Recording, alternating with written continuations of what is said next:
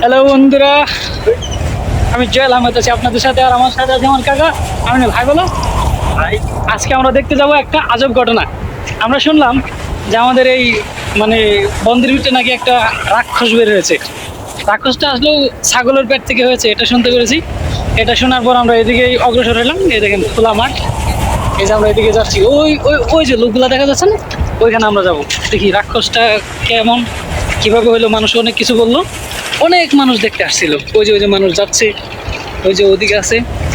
যাক, দেখা যাক, আমরা যাই। আপনি কি শুনছেন কাকু? আমি কি শুনলাম হ্যাঁ, দেখি, আমরা যাই দেখি। হ্যাঁ, রাতের 3টের সময় বাইরে এসে দেখছেন। হ্যাঁ, এই যে সুপ্রিয় দর্শক বিন্দু, আমরা প্রায় চলে আসছি। এই যে আর অল্পটুকু আছে।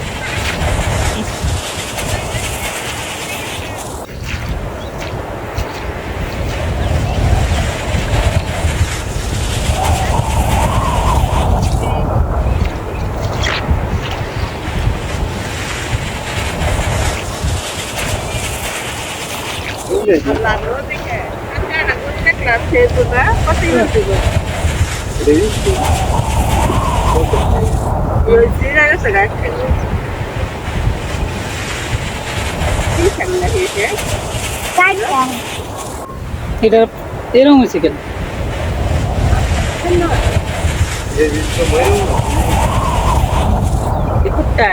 এটা কোনো কিছু বুঝা যায় না। না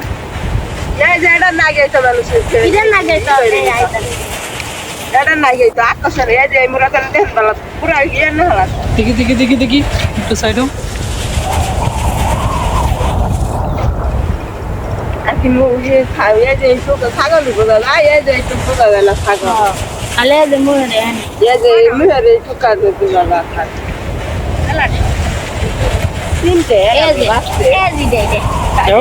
ছাগলের বাচ্চা দেখলাম অবশেষে। ছাগলের 3টে বাচ্চা হয়েছে, এর মধ্যে 4টে বাচ্চা হয়েছে, কিন্তু 3টাই দেখতেছি। আরেকটা কই তাহলে? 4টে, একটা ছাগলের 4টে বাচ্চা হয়েছে, 3টাই মারা, একটা জীবিত আছে, আরেকটা হলো রাক্ষসের মতো দেখতে। মানুষ সবসময় একটা জিনিস বিশ্বাস করবেন, কান কথাই বিশ্বাস করা উচিত নয়। আমরা বাড়ি থেকে যা শুনলাম যে ছাগলের পেট থেকে রাক্ষস হয়েছে, মানে কি মুখের আকৃতি বিকৃতি অন্যরকম। আসলে মূলত এখানে কিছুই না, এটা ছাগলের পেট থেকে ছাগলের বাচ্চা হয়েছে। হয়তো ছাগলের পেটে এই বাচ্চাটা মারা গেছে, শরীরের কিছু অঙ্গ পচে গেছে, যার কারণে মানুষ ভাবতেছে এটা রাক্ষস হয়েছে। আসলেও আমরাও শুনে আসছি, এটা কিছু করার নেই। আপনাদের একটা কথাই বলবো, কেউ কান কথাই বিশ্বাস করবেন না। কান কথা বিশ্বাস করা উচিত নয়। কি জান কাকু? হ্যাঁ, তো আপনারা যারা আমাদের সাথে ছিলেন প্রত্যেককেই ধন্যবাদ শেষ পর্যন্ত থাকার জন্য।